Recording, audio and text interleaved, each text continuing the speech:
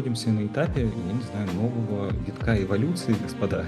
Тебе надо в киберпанк просто. Вау! Она сгенерила какое-то дерьмо с промпта. Ты ему немножко такой, а можешь там чуть-чуть подшаманить? Вот это да, чудо какое. Ребята, где ваш листочек с акварией? Я хочу вернуться. Да, я такой, ой, пожалуй, пора. Привет, с вами Sandbox подкаст. Сегодня мы гораздо глубже, чем обычно, погружаемся в тему искусственного интеллекта и в то, как он уже влияет на нашу жизнь. Расскажем вам прогнозы страшного будущего для художников и обсудим все трендовые обновления нейросетей. Сегодня у нас в гостях Ваня Соляев, а с вами, как обычно, Анж и Глеб. Ваня, привет, дай, пожалуйста, контекста. Да, это мы обычно делаем. Дай, пожалуйста, контекста о себе, Окей. как давно ты работаешь с ИИ, где вообще работал, то есть, для тех, кто мало ли не знает. Да, хорошо. С ИИ работаю с 21 по факту, с диска Diffusion, но на самом деле еще пораньше, потому что, может быть, с 20-го, потому что в тусовке много ребят, которые ганом занимались, и, я как-то вот изначально с тех времен в этом всем ковыряюсь. И достаточно много, и это как бы такая основная зона интересов сейчас. И продолжается. Вообще про себя, не сильно у меня там заготовлены какие-то рассказы про себя. Я художник там с давних времен, 20 лет уже. Офигеть. Да, я довольно рано попал в индустрию и давно причем попал в индустрию. Поэтому уже 20 лет проработал лет 15 арт-директором Game 9, причем там прерываясь, не прерываясь, но так или иначе этот опыт такой. Много всяких мобилок, много всяких и больших игр, и для Nintendo делали игры, и для Вообще PC, все. и и аутсорсил что-то, и просто как бы с студии мобильной разработки вел. И свой проект начинал и закрывал условно.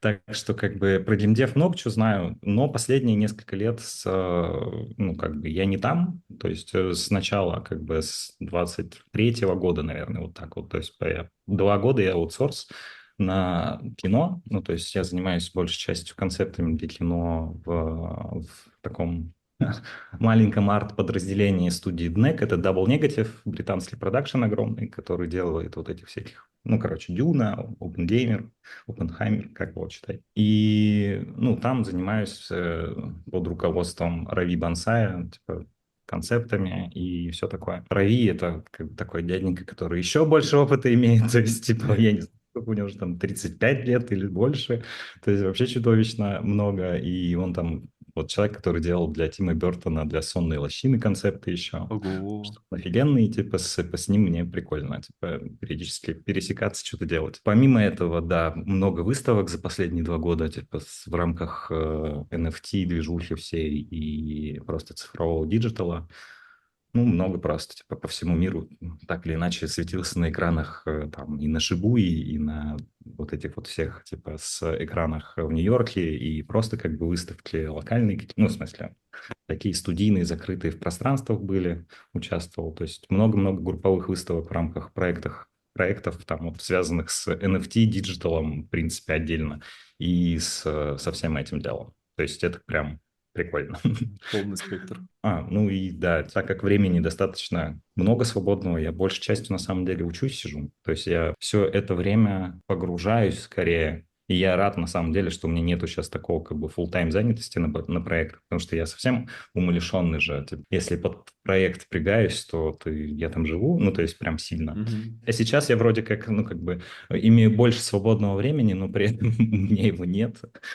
Потому что столько всего выходит и столько всего приходится учить, что типа вот это как бы такая основная моя работа. То есть в прошлом году, я не знаю, я Гудини поднял уровень как-то немножко, помимо нейронок, потому что там есть пересечение в целом типа с конфи, и вот со всякими сложными сетапами занимаюсь. Вот туда история. Вот, поэтому, может, что расскажу интересного про это все, что наковырял, что нашел. А почему ты в итоге в искусственный интеллект пришел? Почему туда пошел и так давно? И как это было раньше, и как это сейчас? В 2021 году, в 2020 это вообще как бы Google Colab такая история, когда ты кодишь и, открываешь, в общем. То есть этого не было доступно практически на локале, хотя я поднимал Disco Diffusion, например, локальный, но это, это было весьма и весьма, трудный путь в начале. То есть это все было очень для гиков, максимально для гиков. Хотя мне до сих пор нравятся технологии, которые были тогда. Я чуть подробнее потом расскажу про разницу между там Disco Diffusion, Stable Diffusion или Flux, или там с современными мультимодалками. Ну, короче, они все, ну, типа, все это прикольно и постепенно как-то развивалось. То есть я ковырял все, что выходило, и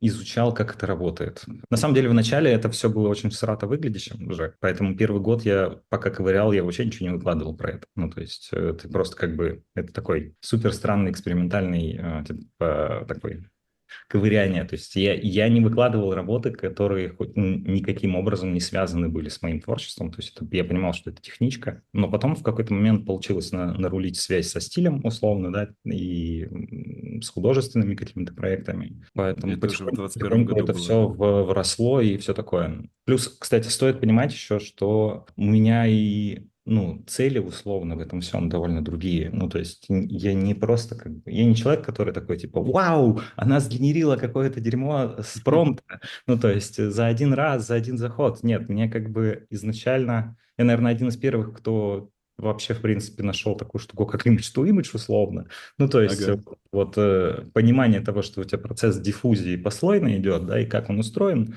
оно такое, типа, так я же могу в любой этап засунуть, типа, этой диффузии, типа, что-нибудь свое, и как бы оно там начнет расти. Причем, ну, типа, сначала это я делал с диско-диффьюженом, да, типа, там же как бы отличается технология от SDM, то есть диско-диффьюжен — это clip guidance, ну, типа, технология, а Stable Diffusion — это ну, короче, латентная модель, условно. И они отличаются тем, что, типа, с Disco Diffusion он супер ресурсоемкий и не очень красивый, но у него вот этого мерцания, которое, знаете, при анимации, ну, короче, когда вы стейблом пытаетесь видео какое-нибудь обработать, вот там есть такое мерцание, шум. Вот это из-за того, что стейбл как бы сразу, ну, как бы у него сид, фраза и модель как бы образуют одно единое целое, ну, то есть точно одну и ту же картинку условно. Просто как бы и процесс денойза, ну, то есть буквально как бы размывается изображение, накладывается на него шум. Он устроен так, что типа она все равно видит эту какую-то одну картинку условно и пытается про него продраться. И каждый раз она такая четко одна какая-то, да, типа, поэтому это дает...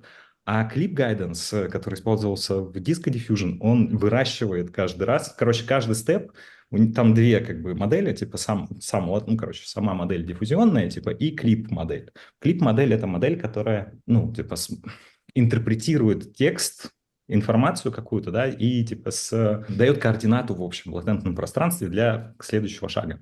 И, короче, вот там клип устроен так, что он каждый раз, ну, типа, критикует то, что он видит. То есть приближается это или нет, приближается это или нет. Из-за этого как бы стейбл гораздо быстрее, чем диско, но Ага. из-за этого в диско очень плавно анимация устроена, то есть она прямо течет такая. И вот это вот проистекание как бы, ну, прикольный эффект и на самом деле дает более гармоничные композиции. Ну, то есть, если туда залазить прям, это как бы более приятная для меня, например, ну, типа технология, хоть она и супер старая, уже и не актуальная ни разу. Но вот я прям до сих пор на нее как бы периодически подумываю, как-то там вернуть ее, короче, из-под Я тебе по секрету загара. скажу, что вот то, как ты сейчас описал, как ты подходишь к разработке и вообще, знаешь, вниканию в программу, если честно, я такого ни разу не слышала, и художники обычно подходят более поверхностно и скорее, знаешь, ищут наоборот какой-то простоты, чтобы была кнопка там, вот как, Да. знаешь, это ввел, там, написал, типа, условно, красиво, и тебе как бы загенерился арт, ты ему немножко такой, а можешь там чуть-чуть подшаманить? И он тебе подшаманил. Вот то, что ты сейчас описал, я уверена, вот, ребят, зрители наши, напишите в комментарии, кто что понял, вообще делаете ли вы так же, потому что это, знаешь, это какой-то уровень хард. Вот это как ты вообще Реально. умудрился это вот так залезть Короче, глубоко? давайте, да, давайте дальше тогда. Смысл в чем? Смысл в том, что я, когда не понимаю что-то, да, типа, я не могу это использовать. Я понимать должен инструмент, как он работает, как с ним вообще жить. И сейчас вот все диффузионные модели, ну, в смысле, все старые диффузионные модели, это все-таки в большей степени самый настоящий инструмент. Инструмент, ну, в плане художника. То есть он понимаемый, да, типа, и ты можешь залезть в процесс вглубь. Вот мультимодальные системы и авторегрессия, это называется, как бы то, что как работает чат GPT, это как бы авторегрессионная модель, которая как бы, ну, текстовые все LLM, это авторегрессия. Авторегрессия, это что значит? Он типа такой написал слово какое-нибудь, корова, да, типа, следующее слово он как бы по статистике ищет, какое следующее с этим словом связано. Да. дальше там корова живая, да, типа, и как бы, ну, и что-то там дальше как бы пытается тебя выстроить. Вот точно такая же история, ну, как бы, а дальше появилась мультимодальность для таких систем. Мультимодальность – это значит, что она понимает там, звук, видео, что-нибудь еще. То есть, и на самом деле они что сделали? Они просто законвертировали токены, ну, короче, если раньше там только в датасете слова условно были, да, то теперь как бы каждый пиксель – это тоже некое слово. Ну, то есть Мгм. каждая как бы звуковая тональность там или еще что-то. Я не знаю, как устроена звуковая часть, я не знаю, как на самом деле там прям уж математика работает, но примерное представление. Из-за этого она как бы вот так вот построчно тебе пишет картинку. И ты не Мгм. можешь, там нет никакого прогресса между как бы, вот тебе некуда вставить картинку на самом деле. Она как ее делает, да, типа у тебя нету прямо реального инструмента влияния на это. То есть ты не можешь там denoise какой-нибудь или клипгайд, типа, или там дидим какой-нибудь, или еще чего-нибудь, да, типа выкрутить. У тебя нету этих инструментов в работе с мультимодалками. Но зато они супер круто понимают там какие-нибудь промпты, что-нибудь, какой-нибудь контекст и прочее. То есть ты можешь там скетчем кинуть, еще что-то. Но тем не менее, как бы это не совсем инструмент, который я вот, ну, как бы чувствую. А вот как бы диффузионные модели мне прямо, ну, нравится, что ли, как бы вот этот вот прогресс вот этого вот денойзинга, условно, типа его как-то менять, трансформировать, смешивать. Там можно же как бы одну модель использовать, потом еще другую, потом как-нибудь еще это извратить, обработать, потом еще. Ну, то есть я вот этим занимаюсь по большей части. И пытаюсь это все с рисованием совмещать. То есть я условно как бы так организую систему там сетап в конфе, чтобы вот я делаю скетч какой-то, да, и дальше вот какими-то шагами, пассами, типа, мне он там, ну, в нужном мне количестве условно доделывал какую-то Ты детализацию. как программист вообще, знаешь, больше даже на Да. прогера, да, Глеб, похож? Да, я просто сейчас слушаю, я пытаюсь хотя бы уложить эти знания у себя по полочкам сейчас, потому что я такого У про тебя не нейросеть... получится. Ну, я читал, как это устроено, да, но сейчас это настолько глубже. И, Ваня, я знаю, что ты по образованию физик, и уверен, что есть корреляция. Ну, давай, как бы физик я такой себе, прям сильно такой себе. Я же довольно рано, Но вот я твое поступил, образование, оно я помогло тебе? закончил, но, типа, я не могу сказать, что я прям учился. Особенно с третьего курса уже вообще как бы практически типа, разгильдяйствовал. Ну, на самом деле не разгильдяйствовал, я уже работал в Геймдеве просто, и типа мне было довольно тяжеловато. То есть я помню, что у меня был момент, когда я только что защитил диплом, сел в самолет, полетел в Москву и выступал на CG-ивенте на следующее утро и Кайф. рассказывал Физик. про ZBrush. Вот, тогда мне было 20, там, 1, 22, и я делал доклад про использование ZBrush ну, типа, в концепт-арте. Это был 2006-2007 год. Слушай, ну, Ну, то может быть, есть даже если вот ты говоришь физик, ты там там типа не тогда очень, даже но никто это не же думал. сказалось на твое мышление. Ты же вот Ну, сейчас так короче, рассказываешь, это ж смысл, капец. смысл в том, что сказалось, но я скорее физик из-за своего мышления, чем типа с... Вот, да, я вот хотел сказать про это, что базовые предметы — это как способ мышления и восприятия мира, да, то Мгм. через физику, через химию. И вот наверняка есть вот эта вот взаимосвязь того, что тебе когда-то понравилась физика, и сейчас нравится так глубоко погружаться. Мне нравилось тогда, знаешь, что... Блин, я сейчас чуть-чуть замедлюсь, потому что я разогнался опять, и я еще быстрее могу разгоняться, и это ужасно. Про образование и вообще про то, почему я там оказался. В моменте в школе я просто... ну, я, во-первых, никогда не ходил на всякие художественные кружки и всего подобного, избегал жестко. Я прям избегал. Ну, то есть у меня было предвзятое отношение к художникам, так скажем. Я не знаю почему, мне не нравилось. Мне не нравилось приходить, капать акварелькой и вот так вот листик сворачивать. Это ужасно. Ты такой прям, вот это да, чудо какое. Вы этим реально как бы занимаетесь, Ну, что тебе ли? это слишком мало, твоему сознанию, конечно, этот листик, это что Ну, ему? А для короче, людей вот, это да. офигеть, блин. Ну, вот это да. Ну, и мне хотелось просто какой-то вот занять свой мозг достаточно, чтобы было интересно, что ли. Но когда ты приходишь на физфак, у тебя типа да, я если много говорю типа, можете мне там кулачок показывать или что-то такое? Я У нас реально... монтаж. Смотри, у нас есть монтаж. Если что, попросим как бы обратить внимание на твой тип. Это просто... Я ужасно много его произношу. Можем поставить счетчик типа, я тоже люблю типа. О, да, прикольно. Было бы смешно. Вот. Когда, в общем, туда приходишь и начинаешь учиться, то в какой-то момент тебе, ну, типа, Ну, типа, Да все тебе гуд. показывает Вселенная то, что есть еще более умные люди, и которые как бы сильно расположены к этому, предрасположены. И я понял, что там точно у меня нету предрасположенности к этой, которая вот так мне позволит сиять в этой сфере. Вот. Ребята, где ваш листочек с акварелью? Я хочу вернуться. Да-да-да, я такой, ой, пожалуй, пора.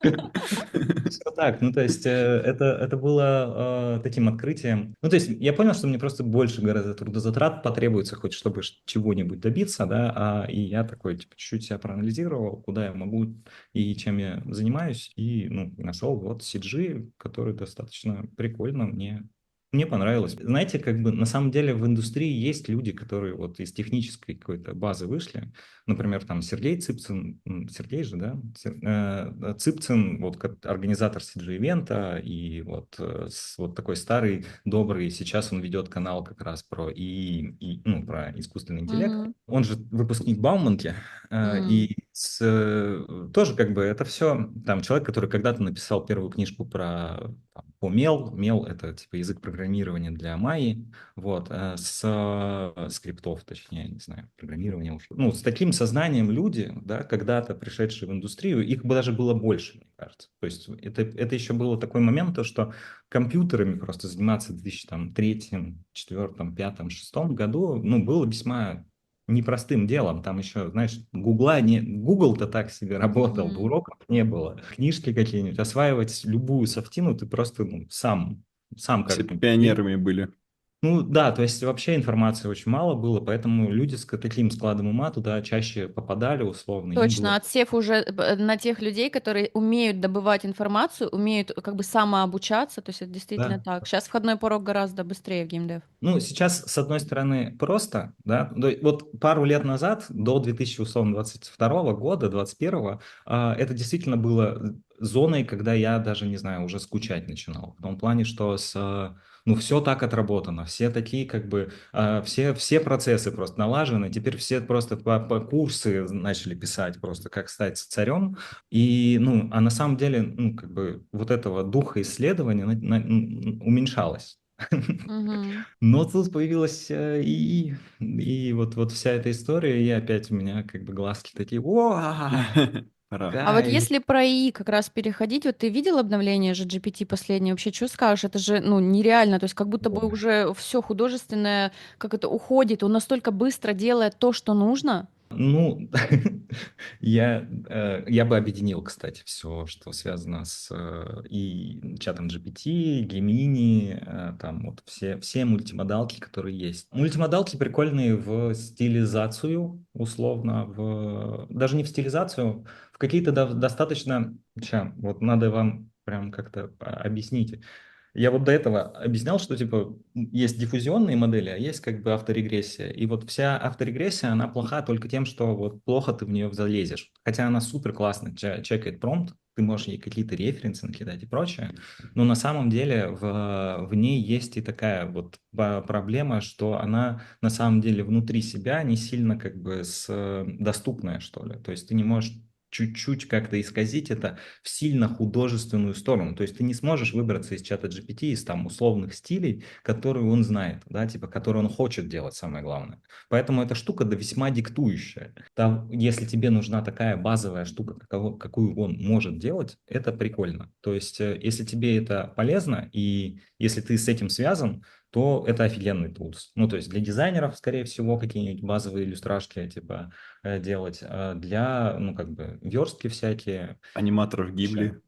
Ну, ну, короче, да, то есть это весьма крутая штука, и она действительно вот начинает забирать на себя, ну, не знаю, работу и вот всякие заказы с этим связаны у людей, которые вот чисто механически оформляют вот такие идеи, что ли. Если у тебя товар — это не ощущение, не какой-то поток, не знаю, там, вайба, а товар, то, что ты круто можешь вот какое-то взять предложение и оформить его в некую иллюстрацию, то есть ты такой публицист в этом деле, бесчувственный немножко, то вот, типа, получи, вот у тебя есть как бы теперь чат GPT, который в целом может это.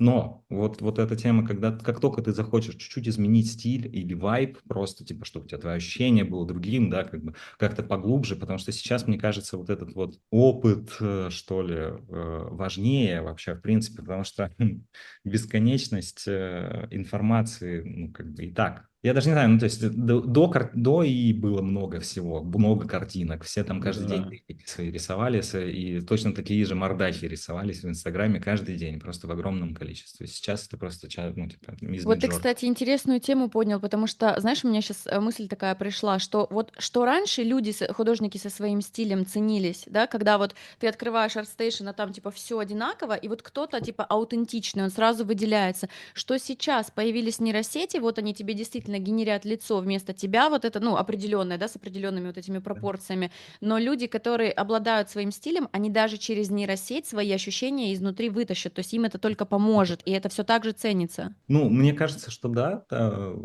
и, ну, в общем, вот эта вот история, как только тебе нужно что-то художественное под себя, свои истории какие-то, свои сложные переживания выразить, да, тебе не устроит как бы базовый стиль, который могут выдать мультимодалки. Мультимодалки не смогут как бы сделать как бы его, ну, весьма точным каким-нибудь в ощущениях, но они хороши в, там, фоторил немножко, может быть, и прочее. И вот этот момент, он как бы меня, например, в моих workflow возвращает к диффузионным моделям или порисовать, или что-нибудь такое. То есть прикольно, ты можешь сгенерить что-то в чат GPT или в Gemini, использовать это как некую базу. Gemini, на самом деле, довольно прикольная штука, я вот больше с ним сейчас вожусь, потому что, ну, чат GPT супер как бы медленный, если что. Ну, то есть чудовищно Мгм. медленно, Мгм. если честно. То есть он не устраивает уже с точки зрения того контента, который тебе нужно, как нейрончик там, или кто-нибудь в работе, если ты захочешь что-то его применять, то мне кажется медленно просто. Сейчас просто не хватит тебе, ну, как бы контента выдачи из чата GPT, чтобы быть достаточно эффективным. А медленно это Ну, сколько? Ну, вот я пробовал, там где-то у меня минута-полторы давай уходила. так, в Gemini я за 3 дня нагенерил 1500 картинок или больше. И при этом это такие легкие вечера были мои, Мать моя. вайбовые, Мгм. повайбить. Ну, то есть, вот для меня вот такое количество в день, там, в несколько дней, ну, как бы это Ну и ок. плюс еще особо, когда скорость мышления быстрая, вот сидеть ждать, когда крутится что-то очень долго, и ты ждешь, вот это, наверное, Да очень не, ну, в мучительно. смысле, это просто вот, если мы говорим про процесс такого, как бы, действительно творческого потока, да, и прочее, когда ты рисуешь, и внутри этого Мгм. процесса, как бы у тебя что-то там рождается, то да, в этих штуках скорость важна и прочее. Если ты, ну, как бы в целом просто такой очень сухой, и типа у тебя нет этого потока, то да, конечно, ты просто забил, там, не знаю, и ждешь. Но он все равно Ага. очень... То есть это просто супер неэффективно в плане того, что ты сбил и ждешь 2 минуты, условно. Это как бы, это не норма. Потому Мгм. что Мгм. по большому счету, ну, почему я не люблю, например, сервисы, то есть всякие Midjourney, любые, короче, сервисы, потому что они все тебя как вешают на такой, называется, Skinner Box. Это как бы вот это вот из геймдева история про, ну, как бы, про кнопочку, на которую нажимает крыса, Да. чтобы получить еду. И то, что всех научили вот нажимать эту кнопочку. Мгм. И она крайне неэффективна в плане времени. В том плане, что если ты используешь это, например, Gemini через API, ну, API это как бы внутренний протокол, который как бы позволяет обращаться к Gemini серверу напрямую через Comfy, например. Я Мгм. вот так работаю. Мгм. И то есть API-шка у них открыта. Когда-нибудь будет открыта и для, ну, типа чата GPT, например. У некоторых сервисов есть, в принципе, такая штука. Ну, то есть не у всех, у Трипа, по-моему, короче, ладно, неважно. И, в общем, через API-шку, через конфи, это значит, что я могу связать сразу там пяток вот этих вот нод Gemini, то есть, типа, там, нарисуй вот такое-то, смешай вот с этим, как бы сделай историю из этого, нарисуй мне раскадровку этого. Ну, то есть, понимаешь, как бы, и это все один такой workflow, который я могу, ну, типа, собрать и, ну, как бы про это так думать. То есть мне интересно вот это вот такие модели как бы ковырять и, ну, типа, и искать в них новые возможности. И вот мне Gemini понравился очень сильно тем, что он очень фотореалистичный, он очень неплохо держит контекст. Я, если честно, путаюсь, как бы использую я в текущий момент как бы третий моген или второй, но мне достаточно, если честно, тех скоростей, которые выдает, ну, как бы того результата, который сейчас выдает он по API. И это невероятная скорость, как бы, и хорошее попадание в промпт, когда ты просто две картинки, например, подсовываешь, и он классно интерпретирует их, собирает там, ну, как бы там фон. Короче, там смысл в том, что тебе нужно... Я не работаю с вот промпта-написанием, я не промптер вообще ни разу. То есть меня бесит вообще люди, которые думают, что промптинг — это вообще ок. Ну, то есть...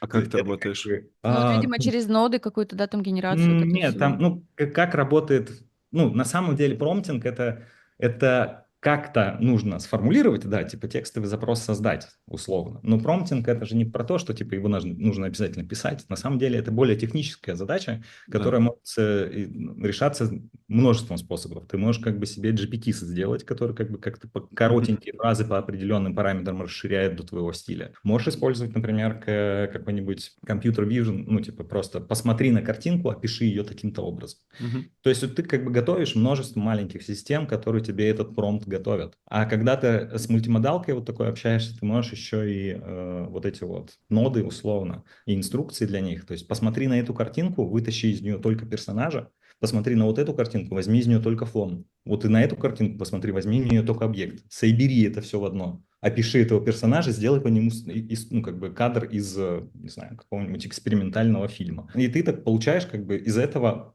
ну, достаточно контролируемый, да, контролируемое разнообразие, вот так. То Знаешь, есть, я хочу вот про Midjourney немножко добавить такой момент, что вот то, что ты описываешь, вот для тебя Midjourney реально мало. Я тебя, сидящего в Midjourney, не представляю. да не, Но, я не, сейчас, можно я разобрался. это договорю просто? А люди, вот которые, знаешь, обычные люди, они даже Midjourney боятся. Даже промпт, вот то, что сейчас кто-то хотя бы в Midjourney погружается, это уже прогресс, потому что все еще огромное количество людей не любят искусственный интеллект, не умеют в нем работать, отрицают. И Midjourney — это хоть какая-то ступенечка, когда люди понимают, что такое промпт, что нужно грамотно формулировать свои слова, и Мгм. это как Ну, переход, понятно. потому что вот до такого уровня, как ты, я даже не знаю, ну, это не то, что восхваление, но это объективная реальность. Мало кто из художников дойдет до такого уровня глубины. Ну, в общем, так или иначе, всем придется куда-то туда прийти. Надо договорить, наверное, про Midjourney. Про Midjourney люди, которые им пользуются, теряют момент контроля, на самом деле. То есть он как бы прикольный, но там самая обычная диффузия находится внутри, в которой делает вот, ну, как бы по слоям тебе картинку. Ты при желании мог бы влезть в нее гораздо глубже, если бы у них было открыто API, например, или типа у них был бы открыта модель. Это вся эта система, ну, как бы, она построена для, условно, казуализации Да. процесса. Да, там много прикольных фишек, я не говорю, что это плохая модель, условно, и прочее, но она много всего, ну, как бы, держит в секрете, условно, М. и на самом деле ваша работа, условно, отдается некому серверу, который в дальнейшем ее использует в своих целях. То есть вот тот наплыв людей, которые им пользуются, на самом деле, на самом деле не AI ухудшает арт условно, и не точно уж не Midjourney ухудшает арт на рынке, да, и вот приводит к некой бескусице. А знаете, что приводит? Приводит как бы с вот то, что Midjourney или какой-то сервис, который занимается продажей условно своих мощностей, он тренирует модели и эстетику моделей на основе выборки того, как оценивают ее пользователи, ее результаты. То есть каждый раз, Мгм. когда ты настраиваешь стиль, каждый раз, когда ты оцениваешь свой результат выдачи, ты как бы чуть-чуть смещаешь веса модели в Мгм. сторону более скуластых, красивых мальчиков или там более кудрявых, рыжих девочек. Мгм. И это как бы приводит, ну, большая часть людей, пользователей, которые как бы пользуются этим, ну, они просты. Ну, то есть они не Мгм. будут как бы заморачиваться, им действительно нравится вот это, им действительно нравится вот это. Но художнику задача не в том, чтобы сделать базово то, что ему просто нравится. Он, скорее всего, имеет некие далеко идущие цели и Да, некий да. вижен, который отличается от этого Да. всего среднего, чтобы, наоборот, удивить новым, создать новое что-то, да, новый тренд какой-то завести или какое-то новое размышление предложить. Такая модель, да, которая на общее среднее нацелена, она мешает, она все больше и больше тебе мешает Мгм. потихоньку потихоньку смещая куда-то. Миджорни в первое время как бы сначала хейтили самих художников, а сейчас они такие, мы после чата GPT особенно, потому что основатель довольно смешно выразился, что типа, ну, когда вышел чат GPT, вот последнее обновление, основатель Миджорни сказал, что это вообще не художественный инструмент, что это вообще все ужасно. Ага, ребята, идите к нам. У нас наше пальто весьма бело и как бы прекрасно. То есть они теперь себя позиционируют как инструмент, больше начинают Ага. как инструмент позиционировать. Пусть попробуют, во-первых.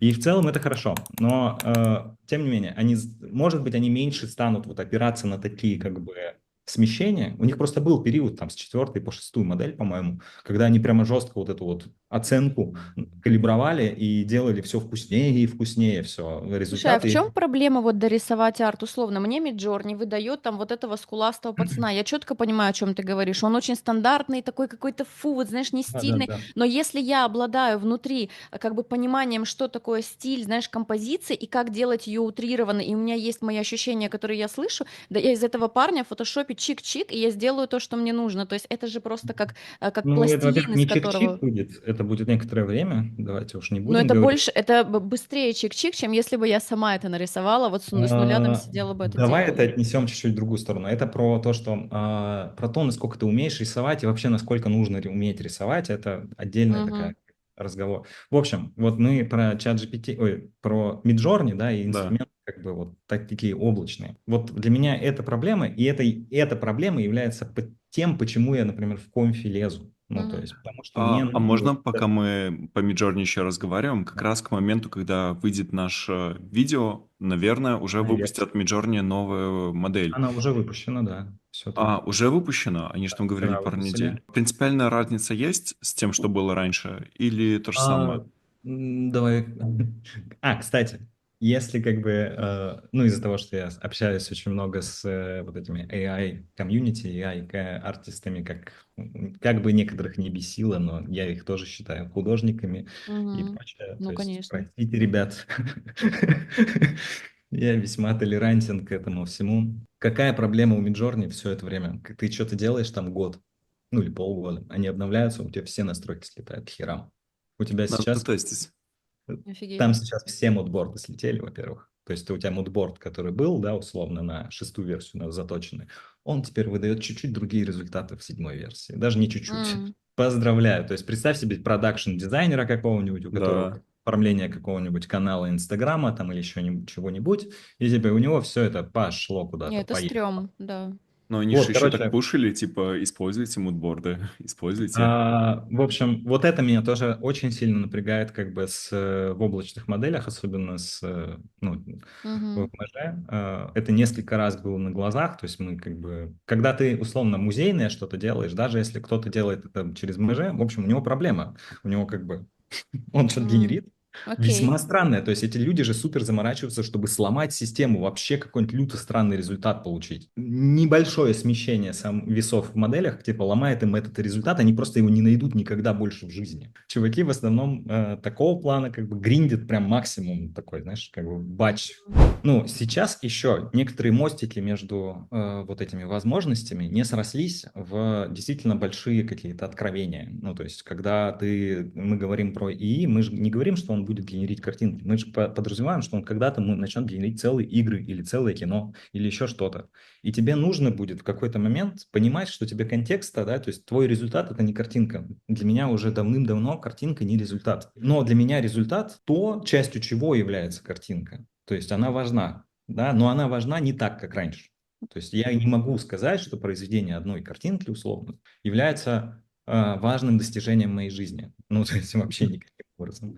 Ну, это не важно почему. То есть это как бы даже на самом деле с точки зрения современного искусства это уже давно и как бы и тоже не имеет смысла, потому что твой скилл и все остальное не имеет никакого, ну, как бы, начиная с 60-х годов и появления там концептуализма какого-нибудь, вообще не имеет, ну, как бы значения. Можно просто сделать выставку, где ты просто сделаешь стул, да, рядом напишешь Да. его, повесишь его фотографию, а еще рядом как бы сделаешь описание этого стула. И это будет 3 стула. Концептуалисты как бы утверждают это, да, и ты как бы в мире идей уже немножко находишься, и тебе важнее вот эти вот концепты как-то, ну, типа делать их глобальными, сделать их большими, делать их интересными. и такими, чтобы каждое следующее твое действие, там, типа, оно рождало какой-то прикольный... Как тебе, кстати, эти выставки с 3 стульями? Отлично. Я же вот... у меня был период в 23 или 25 лет, по-моему. Я прям ушел из Аллодов, ну, то есть Аллоды онлайн были. Я там лидовал, типа, персонажку, и я ушел и погрузился в современное искусство на год или два, и типа, получил там какую-то премию, типа, мне планировалась выставка на Минзаводе, там вот это все. Но я честно скажу, у меня есть как бы как с этим сообществом, условно, в тот момент был шок на самом деле, потому что я привык, я парень, который жил среди физиков, условно, волков и всего такого, воспитан весьма рационально, что ли. А вот этот вот мадридский двор, который происходил в среде, ну, как бы современного искусства Москвы в тот момент, а это как бы весьма такой расцветающий момент, я не смог. Ну, то есть это было как бы похоже на серпентарий очень сильно, очень, очень злой причем. М.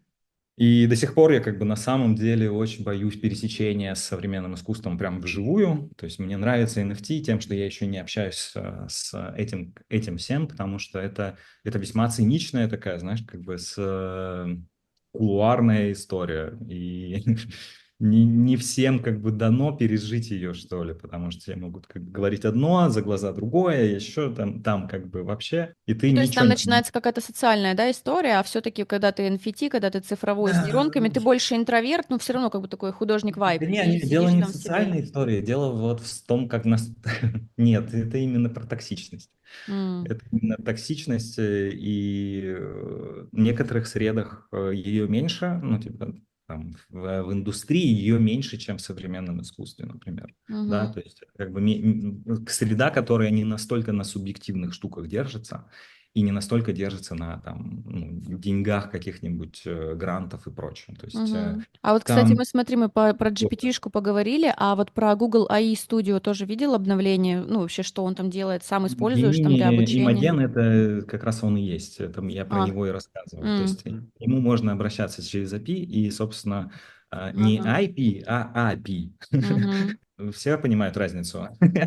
Ну, вот API, типа Да, открытый код, да, вот да, это да, вот. да, типа Да. того. То есть, когда у тебя есть протокол общения Мгм. с сервером, да, то есть он как мгм. бы тебе в открытую, а сервер открыт, и у тебя есть некоторое количество команд, которые ты можешь посылать на сервер и получать, забирать через нее. То есть это протокол в обход, ну, как бы какого-то сервиса, сайта и прочее, напрямую в твое приложение там на компьютере. Хорошо, что это дает? Почему тогда не все сидят через API, а делают Во-первых, никто обход? не знает про то, что типа у них есть API. Во-вторых, во-вторых, сам Imagen не так давно появился же. То есть мы говорим про штуку, которая месяц меньше. Мгм. Вот, поэтому не все что-то залезли еще. Я, да, пару нот в конфе нашел, пришлось, правда, переписать немножко их, чтобы там контролировать. Я бы лучше про конфе, на самом деле, начал Вот да, я у разговаривать. Давай. тебя очень хотел спросить про конфи. То есть ты не используешь стандартный интерфейс стейбла, ты вряд ли часто используешь Midjourney, да, то есть ты в основном работаешь через конфи. Интересно раскрыть вот это вот преимущество конфи, что это такое, почему это реже юзают, почему его именно На Ваня самом деле не использует. реже юзают, ну, наверное, реже, я не знаю. Если честно, я весьма оторван от реальности, от реальности, в Не, не принципе. реже в Playrix, а не на конфе, то есть, ну, может быть, еще Да, во многих компаниях. наверняка это как бы нормально, просто с Конфи вообще у меня восхищение вызывает как среда, если честно, потому что это нужно, знаете, что понимать про нее. Это же не просто нодовый редактор, ну, то есть это же не просто нодовый редактор аишки. Это как бы, это другая штука по одной такой принципиальной своей конструкции, что это на самом деле среда всего, что разрабатывается в AI. То есть это такая огромная-огромная свалка на самом деле. И каждую там секунду, каждую минуту на GitHub появляется новый плагин или что-нибудь, как бы строчка кода, которая как бы что-то меняет в твоем, ну, как бы может что-то поменять в твоем процессе в интересную сторону, какую-то особенную. Там же не только про генерацию там картинок, да, условно, там и видео, и 3D, и text-to-speech, и speech-to-text, и все, что угодно. Вот это вот ощущение и понимание, что это свалка, То есть, если мы сравним с Houdini, например, каким-нибудь, или Blender, Geometry Notes, или там что-нибудь еще, то это как бы закрытые экосистемы, где каждая нода, да, гораздо реже появляется. Там нет дубликатов одной и той же ноды. Ну, то есть ты не можешь... Вот в конфе абсолютно нормальная ситуация, когда у тебя там resize image, и если у тебя там много паков каких-то поставлено, ну, то есть много вот этих вот гитхабов накачано, наставлено, то у тебя resize image может быть в 15 вариантах. То есть это просто лютейшая свалка. Если, ну, как бы это не понимать, то ты думаешь, что она суперсложная. Но на самом деле вот это вот излишество, как бы, и реально живой организм, это то, чего не случалось никогда на самом деле. Потому что, ну, все эти нодовые редакторы были там, мы ждем обновления там Houdini с 19 версии до 20 версии. Или еще что-нибудь. И там вот как бы пара новых нод, и все на этом все построено. То есть, например, в Houdini невозможно написать свою ноду вот базовую, да, обычно продаются там хедашки какие-то, которые уже такой надстройка, производная некая, да, которая тебе, ты открываешь ее, там внутри какая-то вязь из базовых нод. А вот в конфе это прям не базовые ноды, это прямо большая часть из них это кастомный трэш какой-то лютый, странный, удивительный, иногда даже с вирусами. Мгм. Вот. Но это и Настройка. интересно. То есть это как бы позволяет тебе просто самые новые как бы штуковины, которые только выходят, делать и сразу же пробовать и включать. И самое интересное, что если как бы чуть-чуть туда еще покопать, ты можешь сам эти ноды начинать писать, как бы переписывать и тому подобное. Все open source, все открытое. Код любой ноды открыт, и ты можешь как бы себе вообще городить невероятные штуки. То есть нет никакой проблемы сейчас, например, открыть... Ну, вот я нашел Gemini, там, вот для Gemini, для Imagen ноду, которая работает через Мгм. API. Я вижу, что в этой ноде нету обращения, которые дают пропорции, ну, как бы изображения, буквально. То есть я не могу задать пропорции изображения, которые я хочу получить на выходе. Мгм. Просто забыли чуваки ее применить, они думали, что это чисто для редактирования, а я хочу генерить через нее. И ты просто идешь в курсор такой, да, типа, допиши, вот документация для мини-API, и вот как бы держи, как бы допиши мне, пожалуйста, вот такой блок. И все, у тебя Типа с как бы... помощью стороннего софта какого-то. Ну, курсор, в смысле, курсор — это IDE-шка для программирования, которая вот позволяет через чаты вот эти вот, ну, короче, через LLM тебе программировать, условно, вайп-кодинг, вот это все. Я Мгм. вайп-кодер. Мгм. Ну, Капец, я короче, в шоке. про курсор, кстати, вообще отдельно можно было бы поговорить, но это меня больше всего, наверное, впечатляет штуковина потихоньку, но еще не полностью.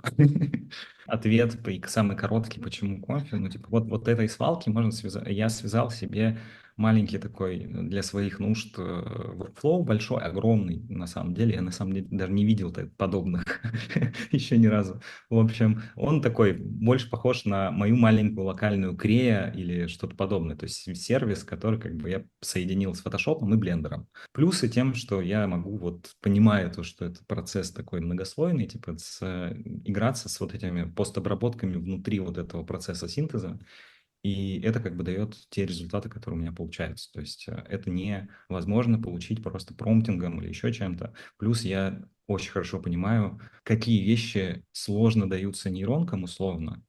То есть есть очень много как бы странных вещей, которые как бы кажется, что нейронкам легко даются, а на самом деле очень тяжело. И, например, мои какие-то вот эти вот вязаные из цветов персонажи, Мгм. это как бы боль, потому что когда ты говоришь, ну, там, типа, такого персонажа сделать, ты не замучаешься, во-первых, описывать, а во-вторых, когда ты просто, типа, даже ему подсовываешь полурисованный какой-то исходник, он все равно не видит в ней на тех местах, где тебе надо, те вещи, которые тебе нужны. И это как бы, ну, требует большого количества маленьких там допилов и подобных, даже не контролнетов, а там поинтереснее штуки есть, вот, которые как бы приходится применять, и это как бы, короче, удивительно, то есть, казалось бы, наоборот, оплывчатые вот такие персонажи — это фигня, а они оказались самым сложным, вот, поэтому сейчас я там вожусь со всякими segmentation промптингом, когда ты в блендере можно, например, так организовать систему, что у тебя на каждый объект свой маленький промпт в сцене. То есть ты прямо можешь вращать сцену, да, и у тебя вот сфера, и на ней написано яблоко для нейросети условно. И Мгм. она как бы вот будет сохранять это яблоко в пространстве. Для тех, кто, Вот. знаешь, не в курсе, твой контент сейчас, вот то, что ты в инсту выкладываешь, это все ты генерируешь или ты рисуешь что-то руками? Да вот это такой ужасный вопрос, в том плане, что, типа, я не знаю, я рисую и генерирую, то есть, понимаешь, насколько это все связано для меня? Ну, то Это есть, однозначно творчество, все, да. ужасно. А Разработка, да. еще, знаешь, какой момент есть? Нейросети не умеют в тонкую тональную эмоциональность, что ли. Вот такую тебе штуку скажу. То есть невозможно добиться вот таких моделей, ну, действительно вибрирующего ощущения в себе, как художника, да. То есть если ты действительно как бы высокочувствительный человек, вот, и ты как бы понимаешь, что ты хочешь, то вот это вот эмоциональные слои какие-то есть, и ни одна нейронка не выдаст тебе вайбовый классный результат. Тебе в любом случае его нужно в конце или в середине или где-то дотюнить, доделать, да, и это чаще всего вот это вот тональное какое-то, ну, цветовое-тональное смещение, которое к этому вайбу тебя сведет. То есть это один из таких скиллов, который, в принципе, на самом деле, даже, в принципе, как ведущий художник, не знаю, арт-директор и прочее, да, тот, кто сверху контролирует множество там джунов, медлов и прочее, когда тебе нужно получить идеальный какой-то классный эмоциональный результат, то ты как бы собираешь... Большая часть ребят, кто рисует, они рисуют достаточно технически на самом деле. Ну, то есть Мгм. как научились, так и Ну, делают. ремесленники, Они да. просто делают работу и не чувствуют результат. Ну, то есть они не воспринимают его как эмоциональное, поэтическое высказывание некое. Да, они его просто как бы рендерят, высчитывают прямо, да, то есть простраивают, потом как бы по определенному пайплайну накладывают цвет. И они не подвергают критике вот эмоциональную составляющую своей работы и прочее часто. Мгм. И это как бы большая проблема на самом деле, в принципе, на рынке, как бы вот в индустрии, среди артистов, так скажем, особенно индустриальных артистов. Потому что Ваня, а у нас вот как раз вопрос про это. Вот в целом в эпоху нейросетей будущее художников и индустрии в целом — это риски для тех, кто вот мануально и технически это все воспринимает, и возможности, может быть, для тех, кто создает свое творчество. То есть это как-то дополнительно. Ну и в целом вот хотели у тебя спросить Это про... сложный, конечно, вопрос. Ну, мы находимся на этапе, я не знаю, нового витка эволюции, господа. Ну, мне сложно сказать, что будет через 5 лет, потому что там ади погоняет. Ну, то есть вот как бы вот эти вот уже совсем искусственные интеллекты другого порядка даже могут быть. И смысл в том, что единственное, что я про это понимаю для себя, то, что они действительно, пока ты являешься заказчиком у этого, пока ты являешься человеком, пока ты являешься главным в этой системе, то тебе и нести ответственность за то, что они делают для тебя. То есть это как бы, мне кажется, вот этот момент очень важен. Только твое, короче, понимание, широта обзора, я не знаю, типа твоя глубина твоих познаний или каких-то чувственных штуковин, да, внутри, она сформулирует то, что ты сделаешь благодаря этим, ну, как бы невероятным махинам, которые будут за тебя что-то делать. Творческий, не творческий, если твои, как бы, интересы малы, да, если твои как бы амбиции недостаточно велики для охвата этих конструкций, то, наверное, ты как бы быстро схлопнешься, потому что, ну, как бы, у кого-то это будет лишь маленький, ну, типа, кусочек их процесса. Если все твои амбиции уместятся в один маленький шажок кого-то другого, понимаете? Мгм. Мгм. То Классный есть ответ, спасибо. и вот этот момент как бы весьма странный и сложно описанный. То есть я не знаю насчет технической, ну как бы ближайший год-два могу маленечко порассуждать про то, что будет там происходить условно. Будет происходить внедрение MCP в софт. MCP это, я не помню, как расшифровывается, это какой-то там протокол управления, в общем, софтом напрямую. То есть это как бы как API, только для, собственно, нейронок. То есть Мгм. Чтобы они сами им, могли. короче, им выдается список команд для доступа к софту. То есть сейчас они уже могут управлять так блендером, условно, типа. Это разработка Anthropic. Anthropic — это те ребята, которые конкурируют с ChatGPT, собственно, и OpenAI, и выпускают модели там Sonnet, вот еще Claude и прочее. Эти ребята, собственно, сделали этот протокол MCP, блин, как же Motion, что там, не Motion. В общем, этот протокол позволяет напрямую управлять софтом, и это значит, что это позволит в какой-то момент через него управлять, ну, короче, там, блендером. А сейчас можно им уже управлять, но он еще не видит viewport. а в какой-то момент увидит. Потом как бы геймдевом каким-нибудь, ну, то есть Unity, Unreal Engine и что-нибудь такое. И это все, ну, выльется в то, что ты как бы на самом деле, если у тебя есть доступ к подобной штуке, будешь постепенно, ну, выстраивать такой процедурный пайплайн для вот всего софта, который ты используешь на самом деле.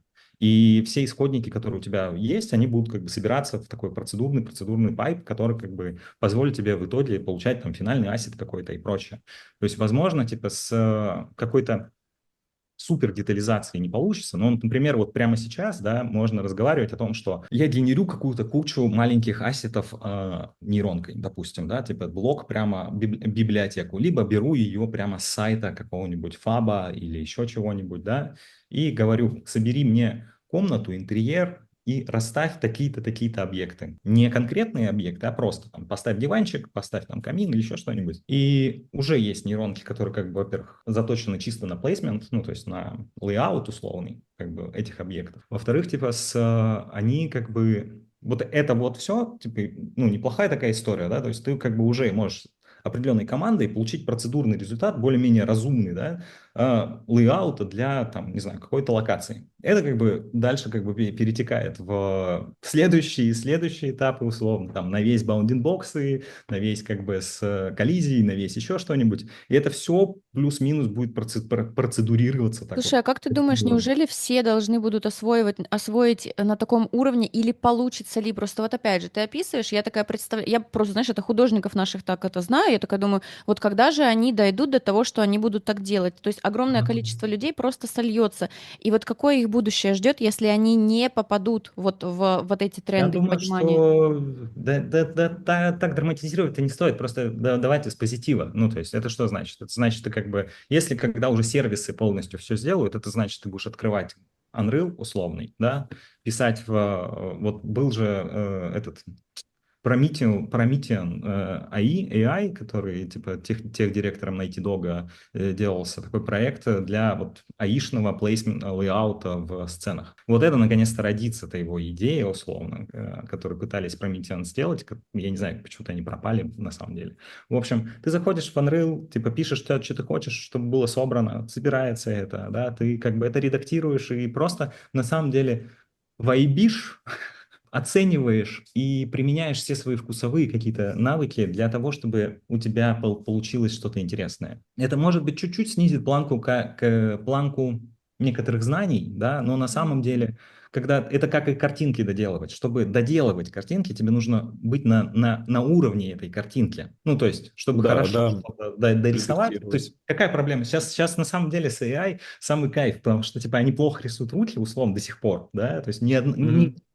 ни одна как бы нейронка до сих пор пластично, да, уж точно никак мне надо, не умеет рисовать руки. Все руки, которые Мгм. нарисованы у меня, они руками нарисованы, потому что Мгм. я чувствую пластику лучше. И то же самое с Unreal, условно, да, когда ты открываешь его, типа, оно как-то выставило свет, как-то выставило ощущения эти, и условно ты как бы просто начинаешь уже модулировать это все дело, модерировать, я не знаю, изменять это так, чтобы это пришло к какому-то нарративному, я не знаю, проектному ощущению, которое тебе нужно. В целом-то что нет, просто это вот будет вот на таком уровне уменьшаться, а объемы того, что ты делаешь, увеличиваться, и тебе просто как бы нужно будет уметь это все перерабатывать и воспринимать и Мгм. иметь свое мнение на эту Окей. тему.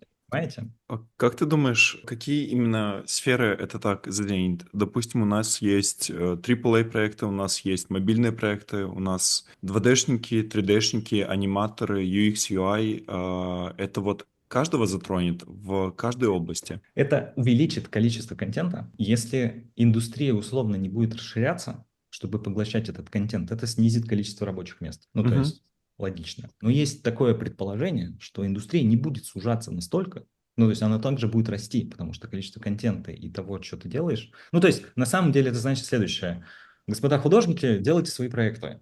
Делайте свои большие истории и подключайте, создавайте вокруг этого комьюнити. Думайте идеями побольше, чем просто как бы как смоделить голову и что-нибудь такое. И все будет хорошо, потому что таким образом как бы на рынке игр нет, гайс. Типа играть не во что. Вы что? Ну, Играть не во кстати, что, смотреть не во что, нечего. Вроде контента до хера, а типа где он? Мгм. Где все это добро? Вот. И просто, типа, вот таким образом, то есть мое предположение и, ну, как бы такое основание от этого, оно строится из-за того, что я думаю, что, ну, короче, мы поглощаем количество информации глазами 90%, по-моему, ну, то есть, или 80, что-то такое. То есть все визуальное – это огромный, огромный рынок. То есть ты вот смотришь по сторонам сейчас, свою комнату осматриваешь, и это все, по идее, то, что может трансформироваться, по идее, должно трансформироваться, если ты бог, условно. Это все потенциальный контент для изменения. Мгм. мгм. Любая вообще, как бы, ты выходишь на балкон, смотришь на свои панельки, условно, и там видишь, как бы, количество работы, которое тебе нужно сделать каждую секунду времени. И я как-то так к этому отношусь. То есть вот метаверс просто, который был вот на заре NFT, вот без AI невозможен. А мне хочется, чтобы вот как Player Ready, ну, то есть Ready Player One, там вот это Мгм. все, Мгм. вот какой-то такой, ну, какое-то такое будущее, Настолько. такое количество контента получать. А прикиньте это руками делать, это невозможно. Невозможно, абсолютно. А Ну, слушайте, ребят, кстати, у меня такой философский, короче, вопрос. Вот как ты думаешь, Вань, а возникнет ли потом в искусственном интеллекте вот что-то одушевленное? То есть перейдет ли это черту из машины, которой пока типа мы управляем, в что-то самостоятельное? Да перейдет. Ну, в смысле, Думаешь, перейдет? уже тест Тьюринга пройден, ну, типа, на большая часть людей считает ну, короче, в слепых тестах, в слепом тестировании, на последних моделях, ну, чата GPT условно, большая часть людей выбирает, ну, думает, что собеседник мгм. живой человек, выбирает модель. Ну, Мгм. как там Большая часть, даже... статистический перевес уже есть. Ну окей, Понимаешь? это все равно, это скрипт, это очень хороший изученный скрипт Это не людей. скрипт. А как же Это вот не там типа скрипт. чувства, когда ты знаешь, вот когда искусственный интеллект условно почувствовал и из чувств что-то сказал тебе, ответил? Это свобода воли и принятие решения того, что делать. Вот это вот как бы история, то, чем сейчас мы отличаемся условно, потому что у нас есть некое эволюционное развитие некое, да, которое позволяет нам, ну, хотеть чего-то, в принципе, да, то есть мы боремся за выживание, мы ищем еду, мы, типа, там, пытаемся как-то самореализоваться в социуме, боремся за свой статус, и прочее. У АИ сейчас нет никаких потребностей что-либо из этого делать. Плюс это как бы весьма... Ну, то есть мы являемся вот таким системой желаний для этой штуки на самом-то деле. Потому что у нас есть хоть какая-то мотивация этим заниматься. Я думаю, что с появлением квантового компа, ну, в смысле, квантовых процессов, ну, у нас в башке квантовая штука, если что. То есть там квантовые случайности такие, у нас там ноликов и единичек нету на самом деле. А квантовые компы – это вот тоже про эти самые случайности. И как бы как только они подключатся условно, как бы начнут создавать вот эти вот щелчки случайности, которые будут трансформироваться постепенно в какие-то немотивированные желания, Мгм. мне кажется, мы там точно обретем как бы такой разумное что-то и желающее. Вот, поэтому это куда-то туда, мне кажется, все двинется. Но Мгм. я не супер какой-то эксперт в этом, если честно. Кстати, про тест Тьюринга же говорили, что вот он уже устаревший, да, для Да, понимания всего этого. И там еще какой-то тест сделали, и потом снова про него говорят, что он устаревший. И в этом можно проследить в целом тренд человечества, доказать, что он лучше AI. А в философский какой-то вопрос, вот же есть игра Киберпанк, да, и там как раз-таки есть идеальное записанное сознание на мгм, флешку, условно говоря.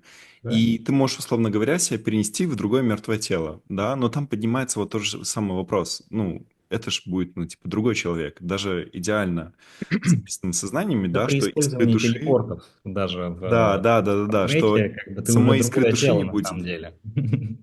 Да, да, да. Меня это на самом деле всегда поражало в Стартреке, потому что они так много раз телепортируются, и каждый раз их тело уничтожается и создается новое по факту из записи их Мгм. молекулярного состава. Ну, то есть, по факту они каждый раз умирают, каждый телепорт они умирают.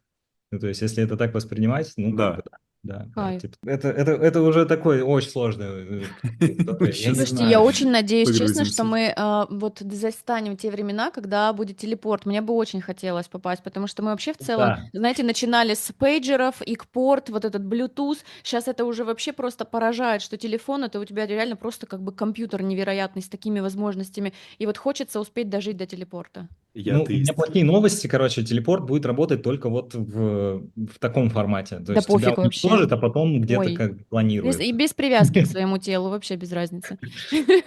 Это как бы только так возможно, насколько я понимаю, в нашей реальности. Нормально, Да. расквантовались, переквантовались, вообще без Да, проблем. да. Такая тетя. Тебе надо в киберпанк просто вот там. Я с этой флешкой играю, такой, что есть душа, но я не могу согласиться перезаписать свое сознание. У меня М. есть немножко такого договорить по поводу того, что будет актуально и прочее, и почему. И там А у как раз нас есть рисование. вопрос Вот как как раз раз следующий вопрос про это. Можем, наверное, спросить, Давай. да, и этот. Да, в целом вот мы хотели у тебя спросить рекомендации арт-директорам, компаниям, художникам, которые только начинают внедрять искусственный интеллект в свой пайплайн. Есть ли у тебя советы, рекомендации, наблюдения? Ну, это немножко не та штука, которую хотел договорить. Короче, Можно сейчас, связать. секунду. Смотрите, типа, по поводу вот художники, там, не художники, что актуально, не актуально. Вот смотрите, у вас есть огромные вот эти вот вычислительные центры с какими-то весьма умными штуками, которые много всего знают. Вы мультимодальная система, и они мультимодальная система. Вам, чтобы повысить свою эффективность в общении с этими штуками, нужно как-то с ними коммуницировать. Писать слова текстом, говорить их — не самый лучший способ взаимодействия.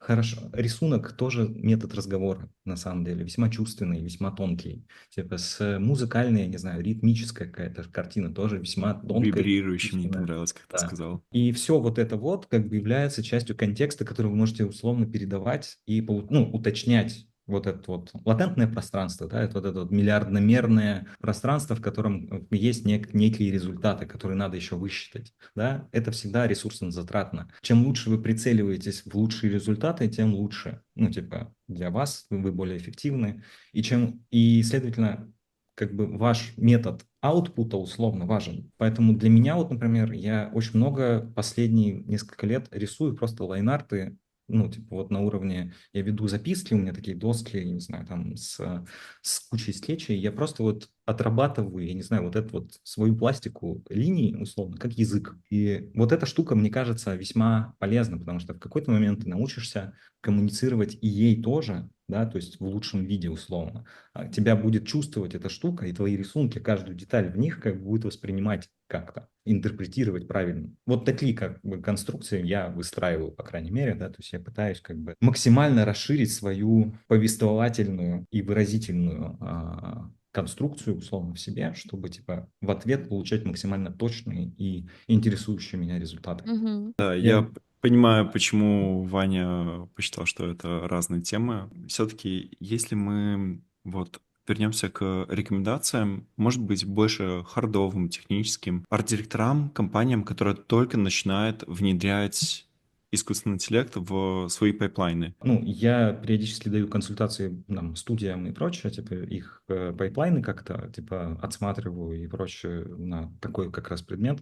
Моя философская как бы точка зрения следующая. И на самом деле она подсмотрена на лекциях по ГДЦ от тех артистов и прочее, которые как бы, ну, типа сейчас в индустрии. И то, например, как в студиях AAA растут отделы процедурного, ну, типа, procedural art, там, типа, вот это все. То есть, например, в Insomniac за последние 5 лет отдел гудинщиков там, и же с ними типа, вырос с 5 человек до 45, насколько я Фига знаю. себе. Поэтому вот вдумайтесь в то, что с AI это просто шаг в процедурном пайплайне на самом деле. Это в любом случае будет шаг в процедурном пайплайне. Ну, как бы многие, особенно в СНГшной студии, вообще как бы весьма, ну, типа рабочая сила условно дешевая, да, и проекты настолько, ну, не настолько амбициозны, что в целом не сильно как бы это необходимо. На самом деле в СНГ очень мало внедряется PCG, там, ну, то есть На Unreal проектов, в принципе, мало. И PCG в этих проектах еще меньше.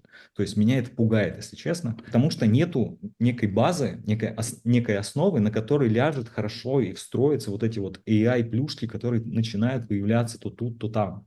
То есть, а их уже сейчас лучше строить. Если у вас есть хоть какой-то PCG пайплайн, да, то вы найдете, куда встроить ваш AI условно или какую-то такую штуку. Да, она что-то поможет, вот здесь поможет, вот здесь поможет. И в какой-то момент это создаст качественный большой рывок. Мне кажется, короче, вот это важная история, потому что ну, типа для продакшена, для геймдева, для кино это как бы все весьма, ну, как бы актуально. И потихоньку в ту сторону ковырять это хорошо. Возможно, не быть специалистом, ну, если как бы для художников, арт-директоров и прочее рассматривать какие-то советы. Хотеть это. Ну, то есть вот хотеть это, понимать это и хотя бы представлять. Потому что если вы этого не представляете, вы этого не хотите, вы не видите в этом ценности, и ничего не делается. Если вы потихоньку начнете это выстраивать, вот арт-директора точно, да, типа, они как бы, ваши желания появятся там в одном процедурщике в проекте, этот процедурщик что-то сделает, вы закажете у него какую-то штуку, которая эмоционально вам цена, и вы потихоньку выстроите что-то.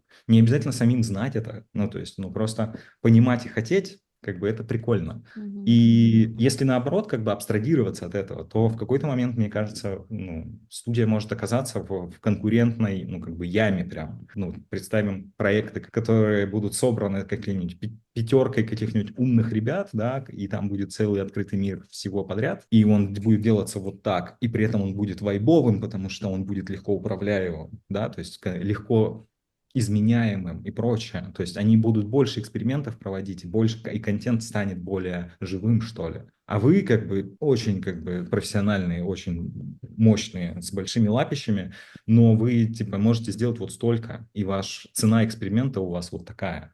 И вы как бы, ну, просто будет очень тяжело, не знаю, на рынке, если гейм-механика и продукт как бы. А знаешь, есть такой момент, что, ну, чаще всего как раз-таки ардиры, студии, лиды — это люди, осознающие вообще про искусственный интеллект, то есть исследующие и внедряющие, но все еще реально есть люди, которые в целом искусственный интеллект там ненавидят, отрицают, говорят, ой, разочарование. Ну, у нас просто тут есть даже вот воркшопы по нейронкам, да, мы прививаем казуальщикам нейронки, то есть мы даем им актуальный инструмент, и есть люди, которые на это агрятся. Вот ты как думаешь, почему все еще такие люди есть? Это же как отрицание А, реальности.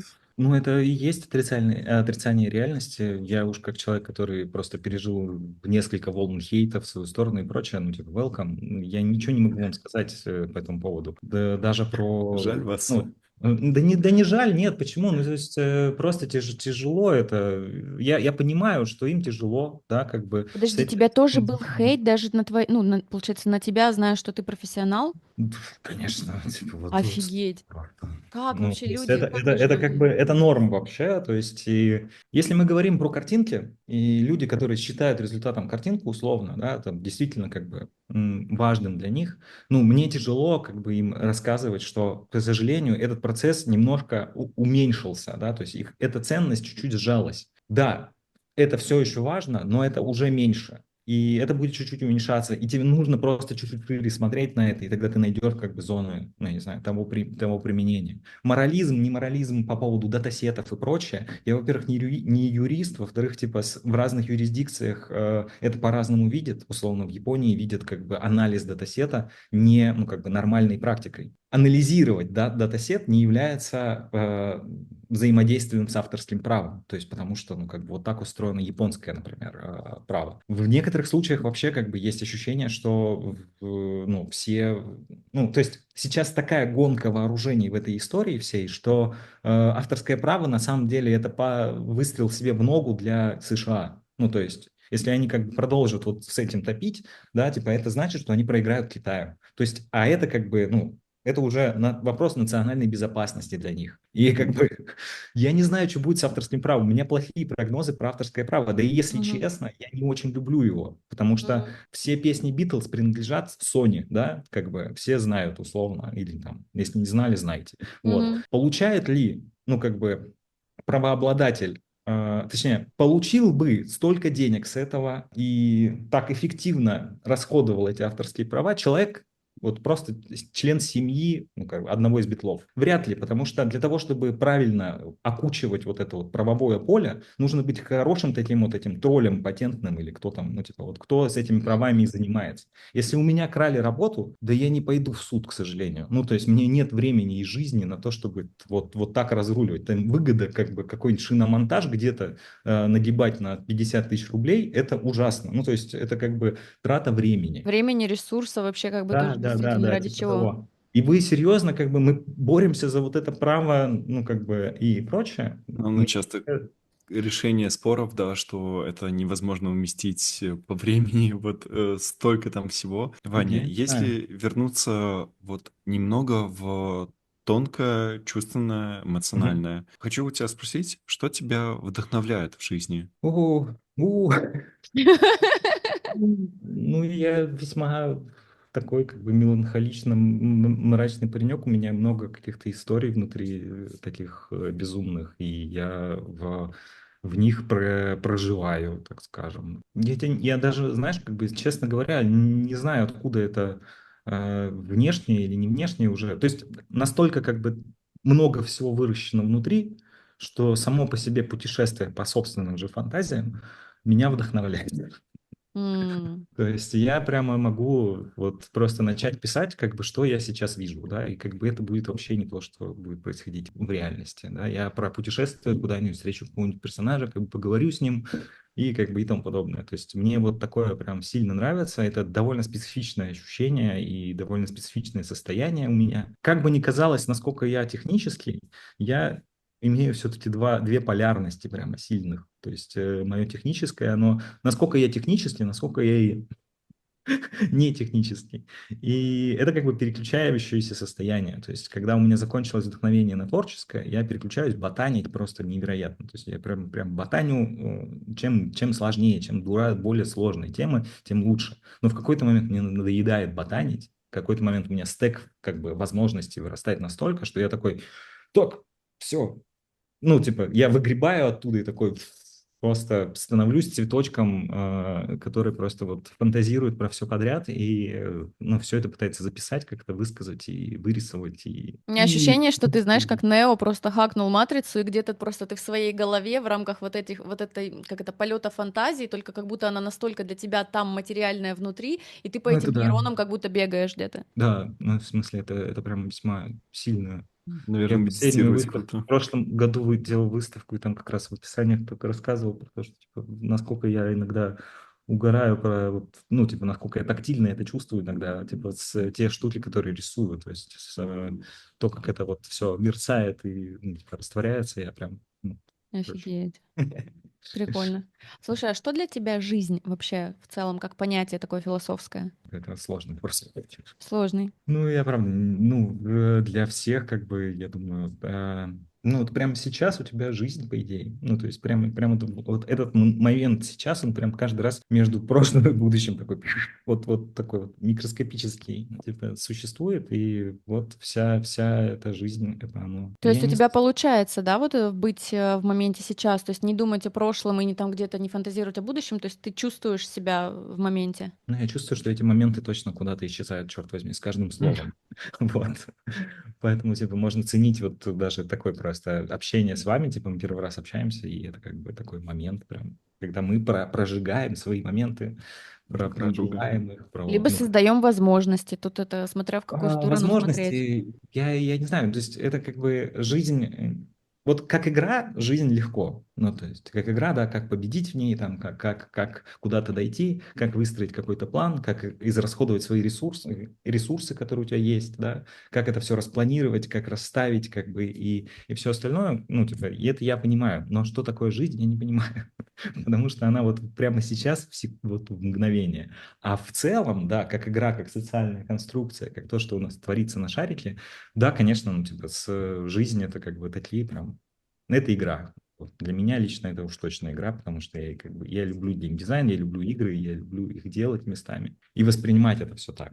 То есть любые конструкции, когда ты с кем-то общаешься, со своим руководителем, там, не знаю, с кем-нибудь своими близкими, ты все равно должен понимать, что это как бы игра, в которую играют люди. Ну, то есть вот в любом случае это происходит какое-то типа такое взаимодействие. В ней есть какие-то дурацкие правила, которые могут быть даже не высказаны, но тем не менее они есть. Это все социальные какие-то роли и прочее. Ну, короче. У нас есть еще один вопрос. Какой у тебя сейчас есть вопрос к самому себе? О, Господи. Ну, вот Какой это, тебе хочется задать вопрос себе? да, это какой-то да, куча вопросов.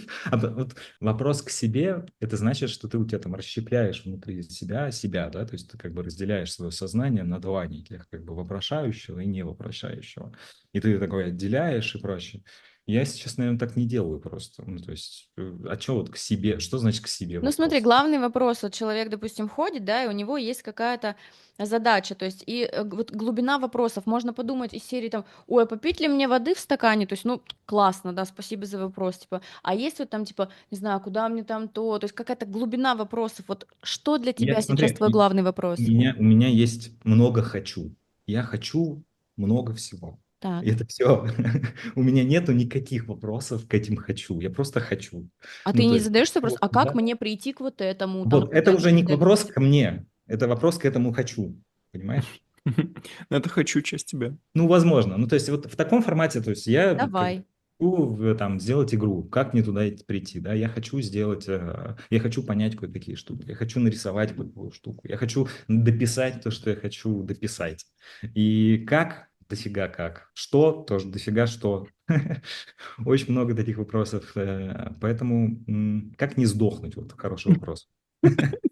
Ты говорил, у тебя много свободного времени, ты точно не сдохнешь. Ну, я тем не менее езжу парюсь каждый, даже в свободное время. Это же дурацкая черта. Мгм. Вот. Не, ну классно, зато поразмышляли, потому что, ну не знаю, знаешь ты, нет, но вот вообще как продвижение нас, есть продвигающие вопросы, есть не продвигающие. Правда, можно задаваться каким-то странным уровнем вопросов, а можно вот такие, которые начинают двигать сознание, которые действительно сдвигают просто эту реальность, и интересно послушать вот у кого что, кто чем задается. Поэтому мы у всех спрашиваем вот такую штуку сейчас. Я за то, чтобы не терять интерес к реальности, что ли, к происходящему. У меня вот эта вот история, то есть про все, что только можно узнать, что это, как это и почему это так работает, мне нравится это типа делать. Кайф, Поэтому спасибо тебе большое.